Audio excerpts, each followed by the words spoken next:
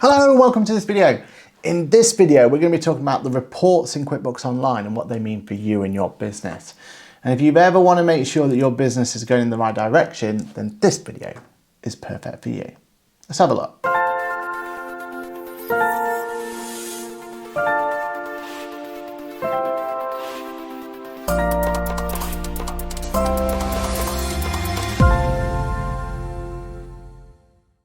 Hello, my name is Aaron Patrick. I'm a chartered accountant, a certified UK trainer, fancy new logo, that QuickBooks chap on the internet, and also head of account here at Boffix.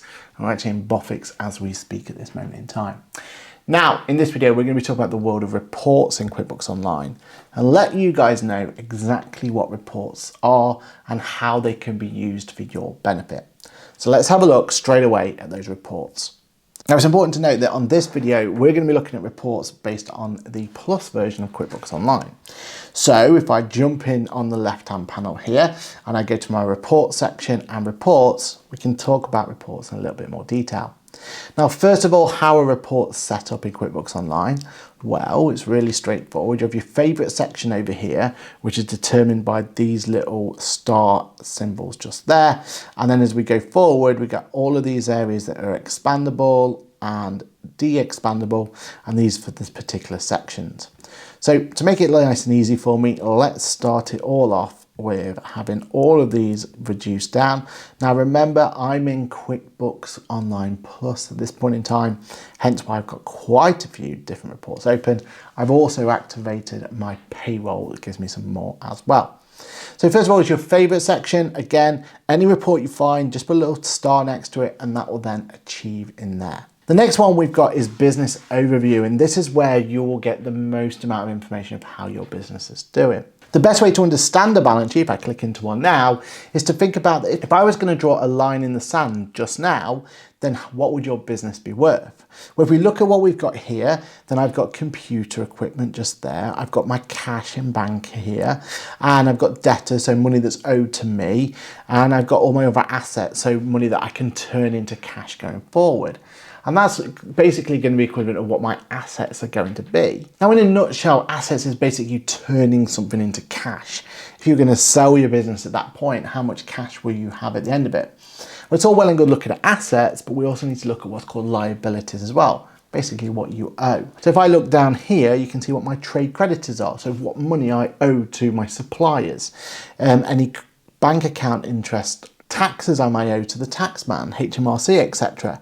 My director's current account, how much money I may owe myself. And I've got all these different liabilities here. And what you do for a balance, you take what your assets are less your liabilities, and that's what's left with your total current assets. Or your total net assets if you're going to include things like fixture and fittings. Now, in both scenarios, that money is really crucial to your business. That value is really important to your business because that will help represent how much money you've got in your distributable reserves. You're going to have shares, and we can see down here, I've got 100 shares in this particular example. Ultimately, who owns my company? And then that should leave over what's left as what I would call distributable reserves. How much money those shareholders can actually take in the form of dividends. Now, for us as accountants, the balance sheet is by far our most important report there is, but for you there's a more and more important report by a long way, and that's going to be your profit and loss. Now I'm going to show it as a profit and loss by month because I feel like that shows us even more insight into what's going on. Remember, I can change my date range at the top as I need to, but this report here is telling me all of my income based on my categories split into those months so I can see trends against all of my cost of sales, so the items I need to be able to make those sales that I've said, and then also the expense, all those admin costs that my business needs to incur to be able to do its business. Things like rent is a great example of admin cost. Doesn't matter if you make no sales in a particular period, admin cost should represent costs that you're going to have to pay regardless, whereas cost of sales should all be driven by how many sales you make in a particular period. I then get to see my total expenses on a month-by-month basis, my net operating income, any other income or expenses, and crucially for every single business out there, how much profit I made on each one of those individual months. So crucial is that information. I find the profit and loss account an absolute game changer when I'm trying to look at businesses and try and make sure we get a good understanding of how they're doing. Also in your business overview, you get a statement of cash flow, so you can see how your cash flow is doing, budgets and budget overview. Overall, a great little insight into how your business is doing. The next one is who owes you. Now the important of this one is this is all about your trade debtors. Your handy little accounts receivable summary here that's going to break it down into the months. Now personally, I would feel really uncomfortable by the amount of income that I have owed to me that's over 91 days, especially with my terms maybe only 30, 15 days, something like that. So this report straight away can let me know how much money is owed to me. It's a really good report for understanding if you may have made a mistake. Maybe you've double counted and you've not matched off some income and you've accounted for it twice. Well, keep an eye on this report. It's going to show you that straight away. Also in your who owes you section is some really good reports to help you actually go out there and get those debts paid. Statement list, looking at open invoices, items like that. Sales and customers gives you some real good details into how you're doing as a business. I really like the things like the sales by product and service summary. If you've gone through and put the correct information in there, you start getting a lot of great information where you can see things about percentage of sales, average price, anything to do with the ability to be able to look at your gross margins when you've got the right information in there. Truly great piece of reporting for businesses that are really key to making sure their gross profit margin is as high as it can be. Next one is what you owe. So it's the opposite of the who owes you. So here you can look at, see your age payables. Well, age payables, again, we don't want to be having stuff that's 91 days and over. We want to be keeping on top of our payment terms and making sure that we're keeping those suppliers happy. So this for me is a really crucial area to make sure you're on top of. Expenses and suppliers just give you some nice little breakdown of those expenses, suppliers that you've had. Manage VAT section, so you can look at all your VAT reports. Very useful is things like your VAT 100 and your VAT detailed report, so you can see all of the information there before you go and file it. Employees, because I've turned on the employee section because I've used the payroll in here, gives me a chance to look at the employee reports. For my accountant, well, that's one of my favourite reports sections without a doubt. Here it gives me the chance to look at things like my trial balance that I'd use to bring into software so I could produce a set of accounts, monthly cash flows, I've got location lists, statement of cash flows, I've got all manner of reports there that I find really powerful. And a lot of my clients find that useful as well. Payroll, looking at payroll information just like we looked at. CIS, because I've turned on the CIS on here as well. More payroll reports, employee reports, and payroll HMRC reports. As you can see, there's a lot of reports there. Again, make sure you utilize this little area here where you can put a little star next to them. Don't forget you can search for reports on the right hand side, and remember how customizable all of these reports are. I can jump into any of this, so I could do profit and loss by class. Already going to be start looking at classes for me, but I can quickly and easily change it to months, or even jump into customization and change all of these options and columns and everything else that's available there.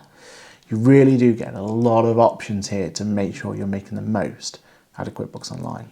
And finally, if you want to put all these reports in one pack, well, that's where your management reports comes from.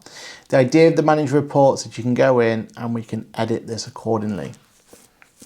We can change the view, the look, and everything else that goes with it. But more importantly, we can dictate what reports and what order they go into. We can just use this handy little add new report button up here, and we can go in and add not only reports that we really like, but also any custom reports that we've saved. So that profit and loss by month, or maybe you want to do profit and loss by month as quarters, something like that. Then you're going to have the opportunity to be able to put that in as a custom report and add it to this section just here. And there we have it, a nice little breakdown of the report section for you. For me, the report section is really powerful in QuickBooks Online. Remember, every single report there is drillable. So as soon as you find a figure and you're not quite sure of it, you can drill down and down and down all the way to the base record. And for me, that's really powerful. Don't forget those customization options and how much you can do with that. You pretty much create any type of report you want just by looking at those customization options and fine tune them as you need to. And finally, if you do customize a report and you save it, one pro tip is you can then set it as a schedule. So as I jump into my custom reports, these are reports I've saved in the past. So if I jump into one, remember you can save the customization there. But also if I go and edit this individual report, I do get the option to set an email. And that can be really powerful, especially if you want to do debt collection, debt chasing, things like that. Or if you have something you want to make sure is absolutely spot on before you get to a VAT quarter. Set an email schedule up so that it emails you just before it's due, giving you that reminder to make sure it's done. And that way you can make sure you're always keeping on top of everything as you go forward. Little tricks like this, I find that QuickBooks Online can make some great workflows for you to make sure you're making the most of it. My name's been Aaron Patrick. What did you think to the reporting section? In fact, let me know below, what's your favourite reports in QuickBooks Online? Personally, that profit and loss by month is my absolute game changer report. That's the one that I go to each and every time before I do anything involving actually submitting accounts or anything like that. You get a real good insight from there as if there's a chance of anything might be missing or anything like that. But let me know below, I'm really intrigued. What's your favourite report? My name's been Aaron Patrick. As always, this video has been an absolute pleasure to do for you. Hopefully we get to see you again in the next video. Don't forget to like, subscribe, all of that stuff. Let's make sure this channel keeps going the way it's going. And that's all thanks to each and every one of you. My name's been Aaron Patrick. This is Boffix HQ, and I'll see you in the next one. Bye for now.